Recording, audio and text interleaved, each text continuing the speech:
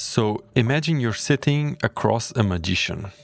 And I'm not talking about the kind of a birthday party magician, but it's a kind of the dangerous kind of magician. He fans out a deck of cards and he asks you to pick one. You hesitate a little bit. You move your hand to the right, to the left, and finally you land on one card and you pull it out. Look at it. And the magician, he smiles at you because somehow he already knew which card you picked. And he don't know it because he's psychic or he has superpower, mind power. It's just because he understood your impulses better than yourself. Now imagine that exact same trick scaled to 8 billion people. Billions of us wake up every day and reach for a glowing brick. And while we are scrolling through our phone, most of us think that we are making choices. But what if modern life has quietly become a machine that predicts, guides, and manufactures your desires?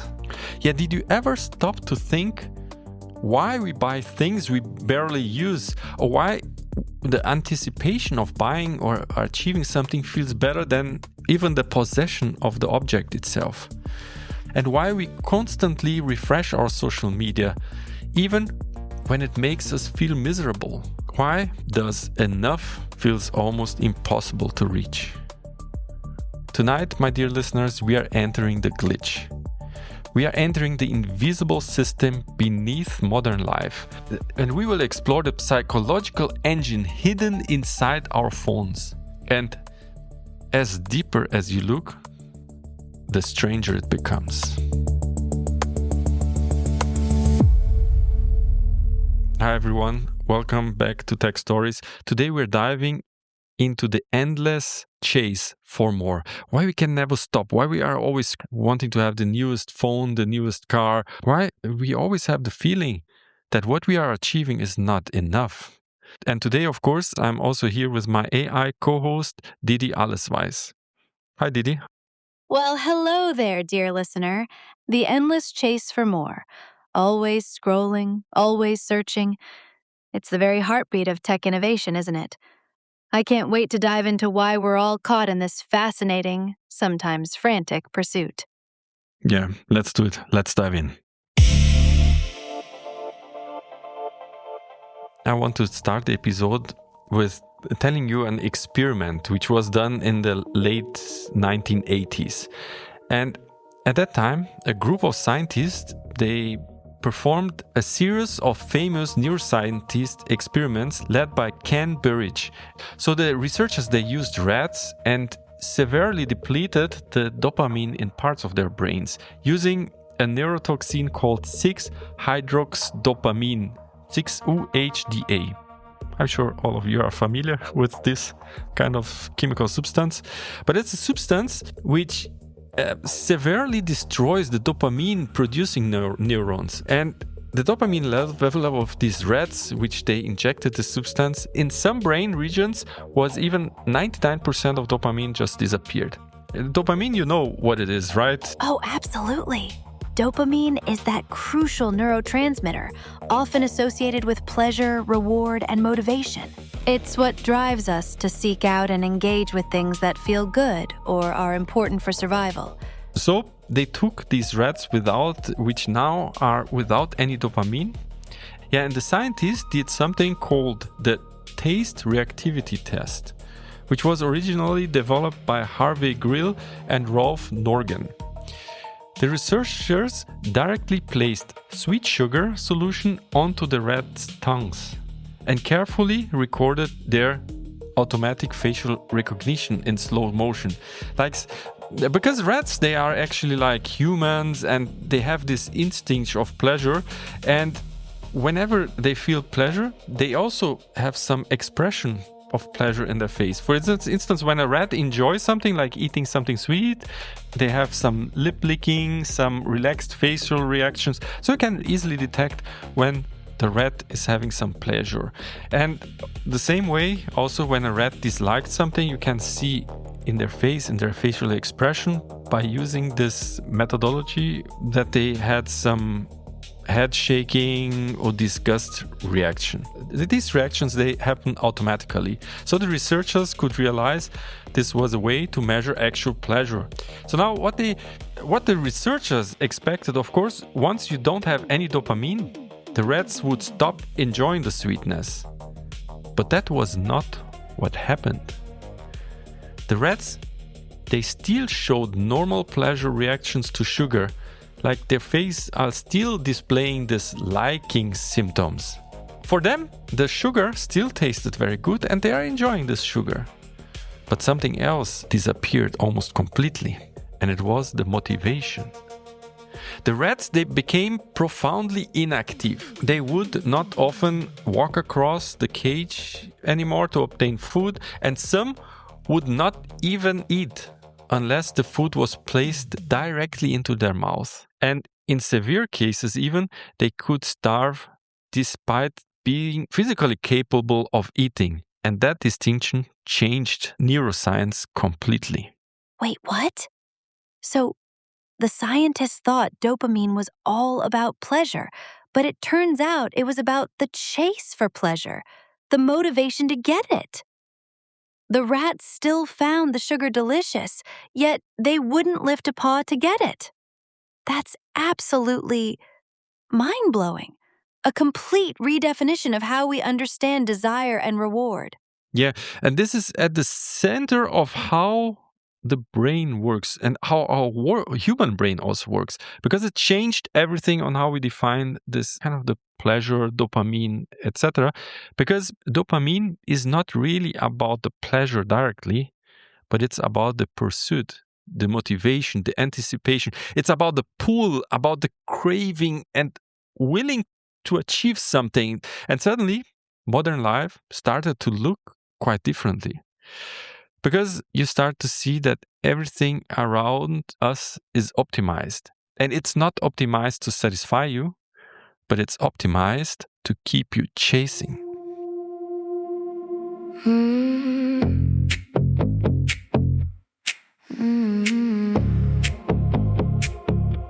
We wait till the glow. Yeah.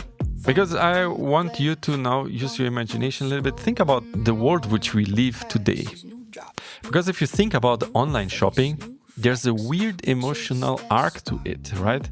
So you go into a website and you suddenly become convinced that your life would be better if you owned a new keyboard or something. And for that moment, the future you feels transformed already. You haven't even bought the product, but you bought a future identity. You bought something which you can think about. Of course, you ordered it online, and as soon as the package arrived, you open it. It feels still exciting, yes, but for very short time. A few minutes later, this excitement is all evaporated.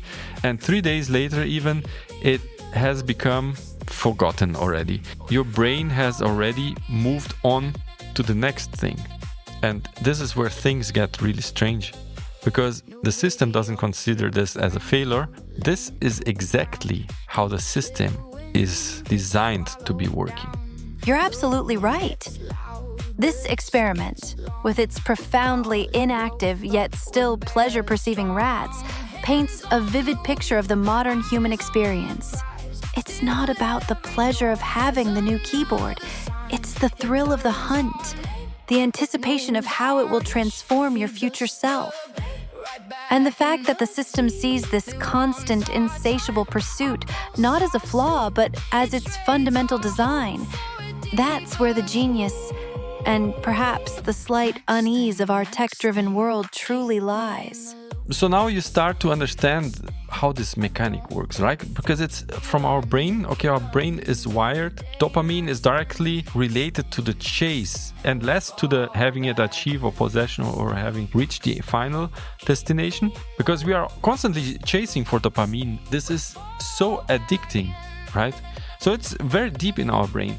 And psychologists call this the hedonic treadmill, which is one of those ideas that sound very simple at first, but then it gets disturbingly deeper as you look into it. Psychologists use this term to describe a strange pattern of human happiness, which goes like we're chasing something, finally we get it, and it feels amazing for a while, but only for a short while, because then it slowly becomes normal. And so we start chasing the next thing. That's exactly the hedonic treadmill. So in this way, a new apartment which you buy becomes very normal, fast, salary increase becomes expected, and the dream car becomes just transportation, because it just feels normal. And even the major achievements in your life slowly dissolve into the baseline reality, which is not, we don't have the capability of appreciating it so much anymore. And the hedonic treadmill became really popular after the famous 1971 paper by psychologists Philip Brickman and Donald Campbell, because they noticed that humans are incredibly good in adapting to change, in both good and in a bad way. And one of the most famous related studies later compared lottery winners to people who had experienced severe accidents. And researchers, they found out something shocking. Because after enough time passed, many people emotionally drifted back closer to their previous baseline of happiness than expected. So it was very fast to go back to that happiness level which you were before winning the lottery or before you even experiencing the shocking accident. Humans, they normalize the reality extremely fast.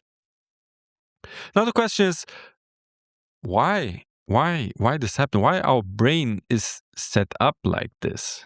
The why is truly the million-dollar question, and it takes us straight back to our ancient squishy brains. Our brains are fundamentally wired for survival and improvement. If our ancestors had found a perfect berry bush and then just sat there, utterly content for the rest of their lives, they wouldn't have sought better hunting grounds, safer shelters, or warmer clothes. That constant drive for more or better was an evolutionary superpower. It kept us innovating, adapting, and ultimately surviving. Yeah, exactly. And from evolutionary perspective, this makes complete sense, right? And it's exactly that mechanism which is ingrained in our evolutionary brain that helps civilizations to grow. But in modern life, this can be endless. Because the same thing which kind of helped us to survive and strive and develop is now creating a terrifying economic opportunity. Because if human satisfaction naturally fades, then of course the business can build an entire industry around refreshing the desire. And of course, that's exactly what happened, right? At beginning it started very harmless step or just some clever marketing which wants to make you keep going, always going to the next step, to the next thing. But hidden underneath was something much bigger. And that brings me to the story of the American car industry. In the 1920s and 1930s, the American car industry had a problem.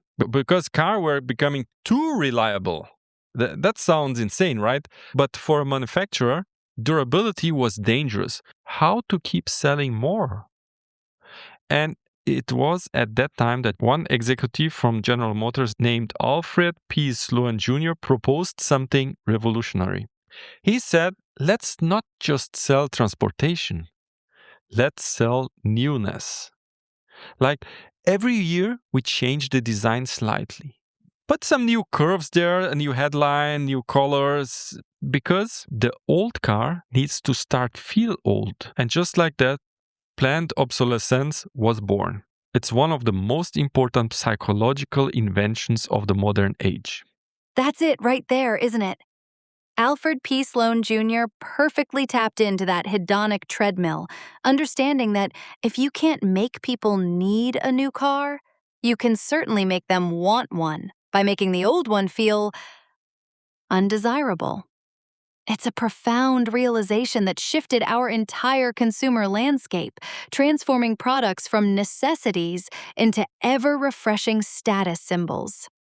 Exactly. And there we are in the 1920s, 1930s. That's a moment where something really shifts. So we're taking a turn here again in history. I don't know if it's for the best, better, or for the worse, but it's the world we are living right now. It's so strange because until then, the human civilization spent thousands of years trying to build durable things. So people building cathedrals, bridges, furniture, and even tools, working tools, they were passed from generations to generations. And then suddenly we start designing things to expire. And not physically, but to expire psychologically. Even you have something which is perfectly fine, it works perfectly good, but the whole industry is designed in a way to keep you moving, wanting, and craving for the next big thing. And eventually, of course, this system evolved even further. It stops targeting only the products and it started to target the identity itself. And that was the start for an invention which I call the slot machine in your pocket. The slot machine in your pocket. That's the smartphone. It's a masterpiece of modern design, perfectly engineered to keep us on that hedonic treadmill. We've moved beyond mere products to something far more personal. Our identities, our very sense of self, all wrapped up in the endless pursuit of novelty right at our fingertips. Yeah, and it's so mind-blowing because your phone might just be the most sophisticated behavioral manipulation device ever mass-produced.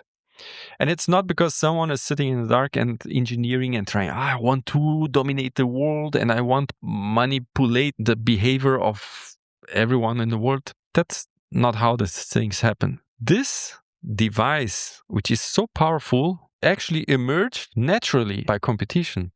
Because imagine there are thousands of companies which do cell phone design, which do the software engineering, which creates app and etc. And it's like running a giant behavioral experiment simultaneously. They are testing this software, these interfaces, testing the colors, the notifications, the sound, the timing, the interaction, animation, recommended algorithms. They're testing everything all the time. And whatever keeps the human attention slightly longer than the competition, that thing is the one which survives. So you can see everything else disappears and only the proven, they start evolving. And eventually on this path of evolving and developing, the machines discovered something I think is truly terrifying. They found out that human attention can also be hacked. That's where the rats in the cage meet the humans with the tiny glowing screens. It's the ultimate evolutionary exploit, isn't it? Our brains, wired to constantly seek the next reward, the next piece of information for survival, are now presented with an infinite scroll of nexts. Every notification, every refresh, every new piece of content is a tiny, unpredictable hit of dopamine, perfectly designed to keep us pulling that lever, always anticipating, never quite satisfied. It's the hedonic treadmill, miniaturized and digitized right there in our hand. It's in our hand. And it is so powerful that we can almost not escape from it. And I think this is also something you need to realize. And how our psyche is even hacked with these apps is called variable rewards.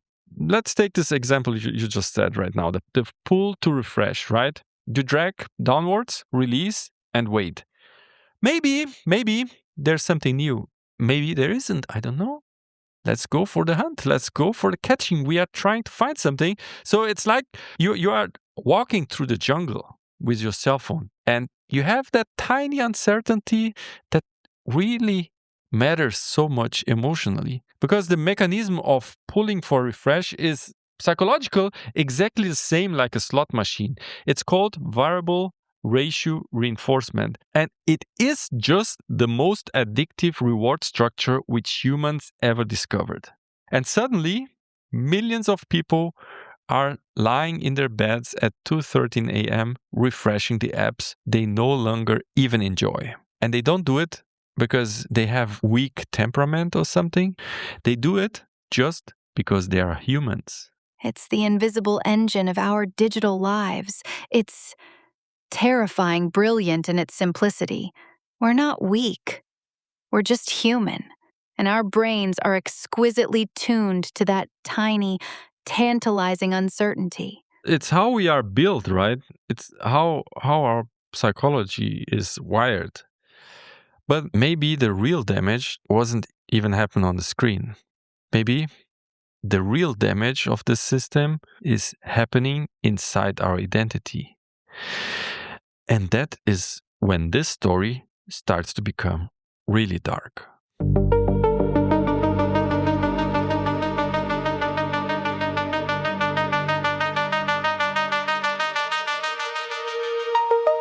On most of human history, our social comparisons were local. Like, you have some people around you, maybe 10, 20 people, and it's a small village, and you compare yourself to the neighbor. Okay, right?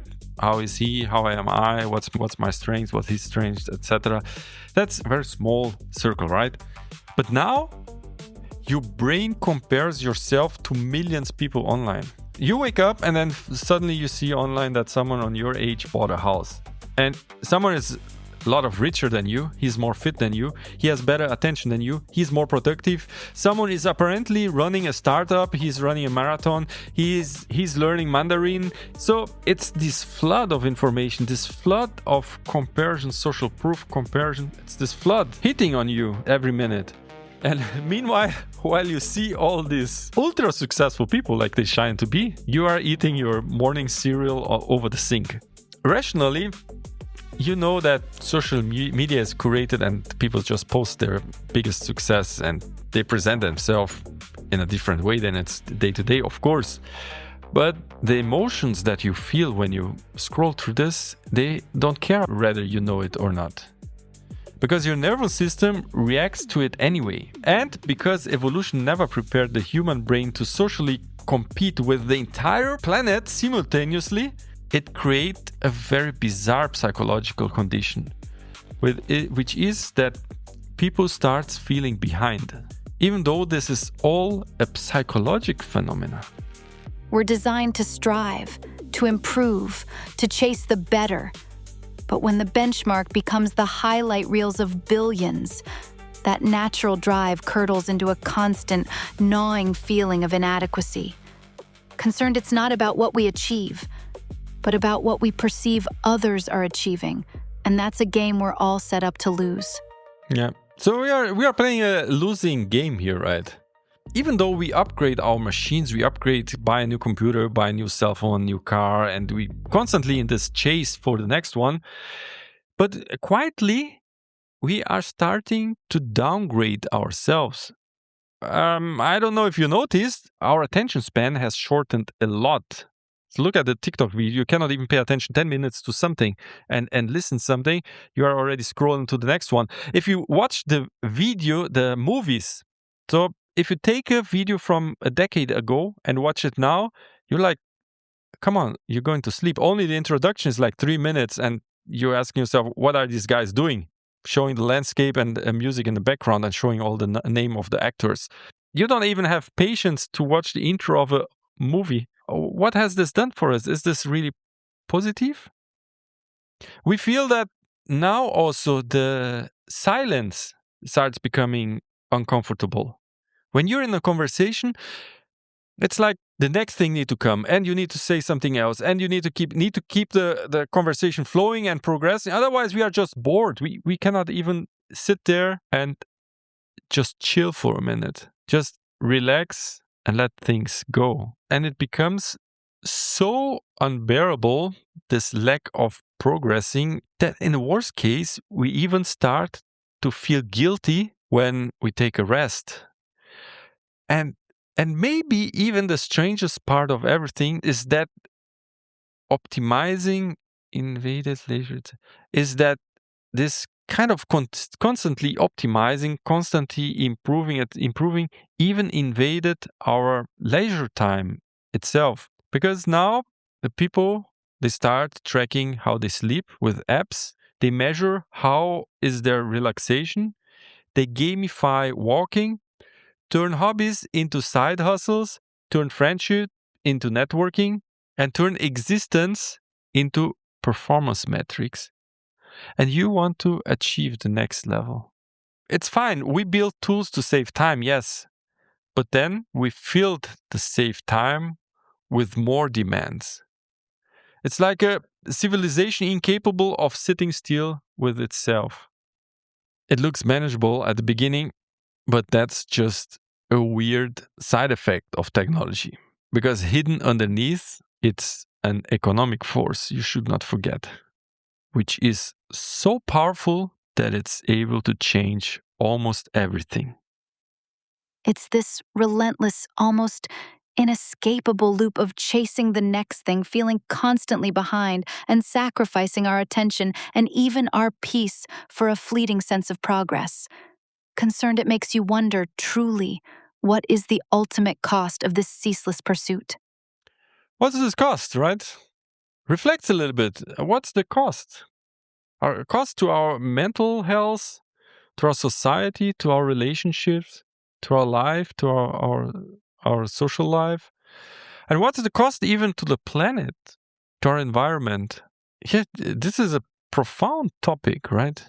But now I want to take you, my dear listener, and let's make a small mental experiment here. Imagine that tomorrow morning you wake up and find out that every person on earth is suddenly genuinely content. It genuinely satisfied with whatever you have. Everyone in the whole world is just satisfied, content with its life. In this case, you would have no anxiety anymore because you don't need status.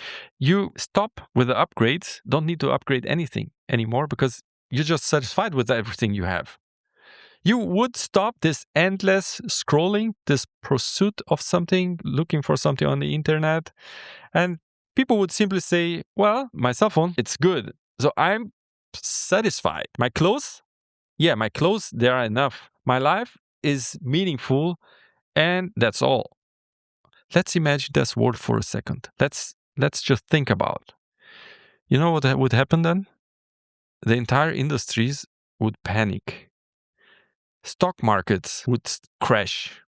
Advertising system would collapse. It would collapse because the modern economies are not built around satisfaction, but they are built around this continuous expansion, the growth, the next step, the evolution.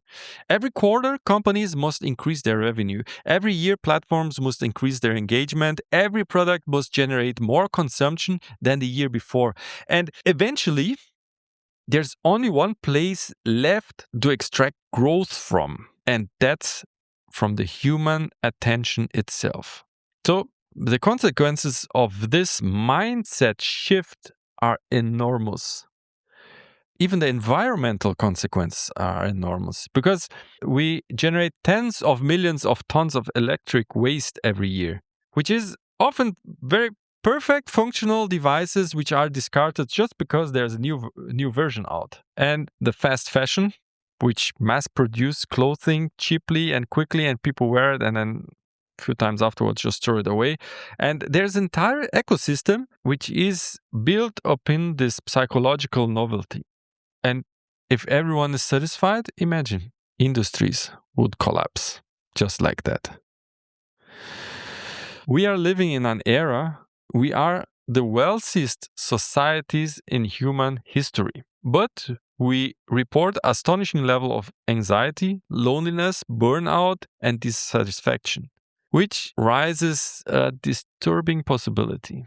What if abundance without psychological stability just creates more emptiness instead of fulfillment? In a world where everyone is genuinely content, the very pillars of modern economies would tremble.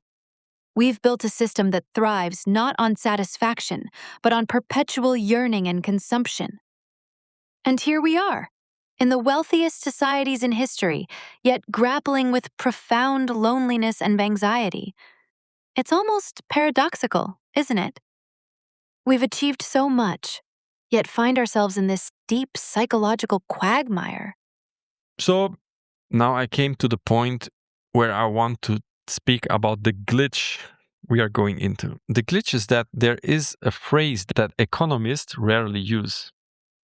It is enough. It is enough. Enough money, enough possession, enough achievement. The glitch is that modern cultures treats enough almost like failure because the system is designed to depend on motion. You want more productivity, more consumption, more engagement, more visibility, more ambition, more and more. And maybe the luxury of the future will be the ability to stop, to sit in silence without needing stimulation, to own something for 10 years without throwing it away, without upgrading. Maybe this is why so many people feel exhausted right now. It's not because they are lazy or they don't have energy. It's just because we are all trapped inside this civilization, this construct of media technology, which are constantly pulling psychological fire alarms. So what's the strangest part of all of this? It's that most of us already know all of this. Of course, we know that endless scrolling on our smartphone feels bad sometimes.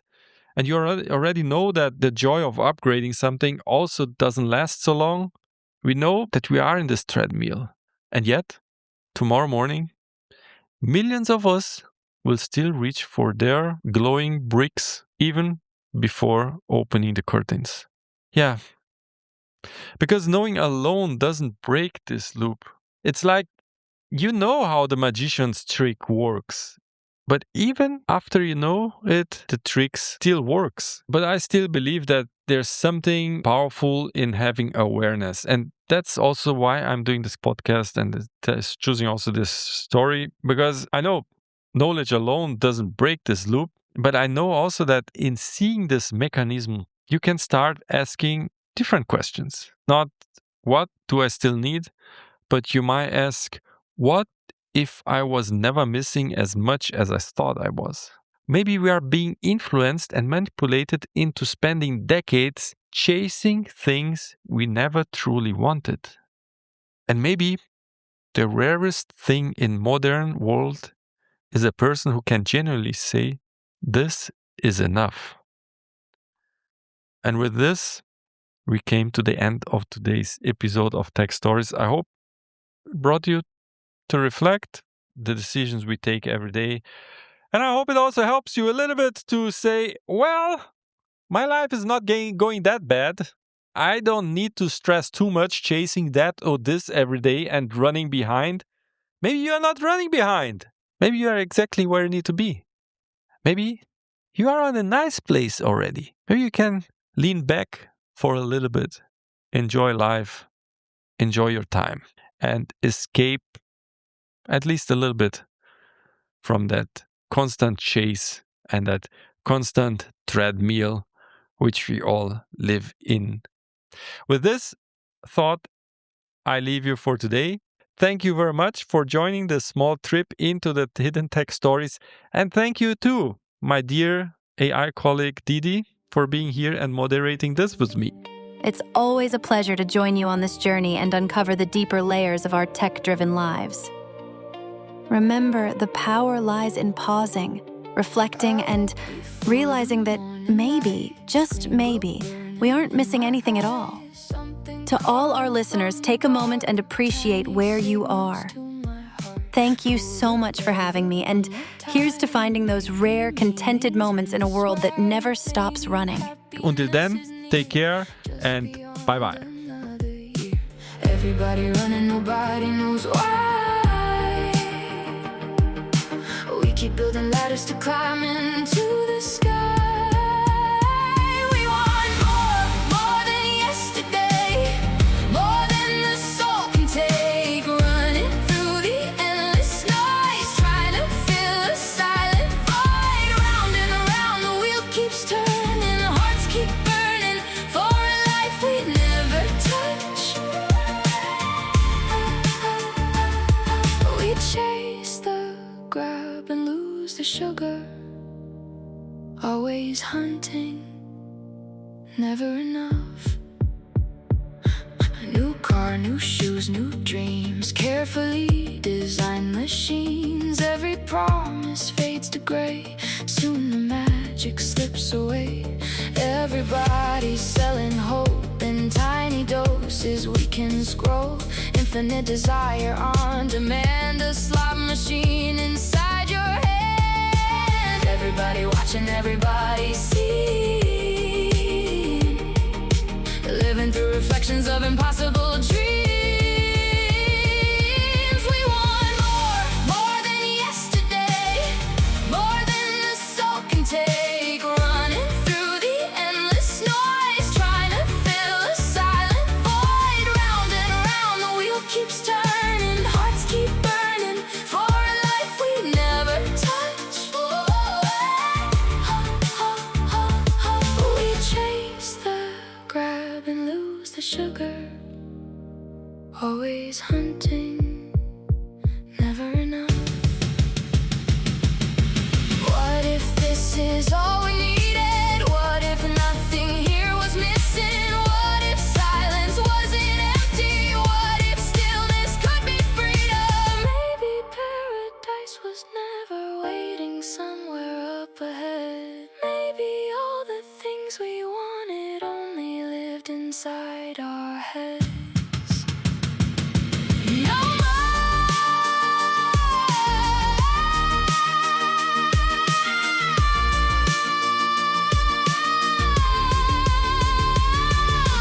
more running toward the light just to disappear inside. Maybe enough was always real, buried underneath the wheels. Slow it down, the noise is fading. No more chasing, no more drowning in the rush. You had the sugar all along now. You were never missing that much. The trick still works, even when you see it. But maybe that's where freedom begins. Free audio post-production by alphonic.com.